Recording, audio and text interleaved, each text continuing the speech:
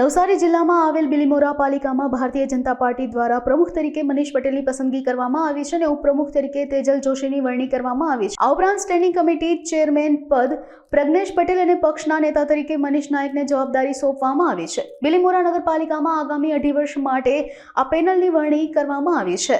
Bharatiya Janata party દ્વારા મારા પર જે વિશ્વાસ મૂકવામાં આવ્યો છે એ બદલ હું ભારતીય જનતા પાર્ટી પ્રદેશ અધ્યક્ષ સી આર પાટીલ સાહેબનો આભાર માનું છું।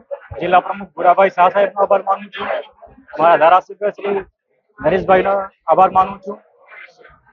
ભારતીય જનતા પાર્ટી દ્વારા જે વિશ્વાસ મૂકી બિલીમોરા શહેર નીરવભાઈ ટેલર, વિજયભાઈ, મહામંત્રી શ્રી મનાભાઈ, રમેશભાઈ સૌનો આભાર માનું છું।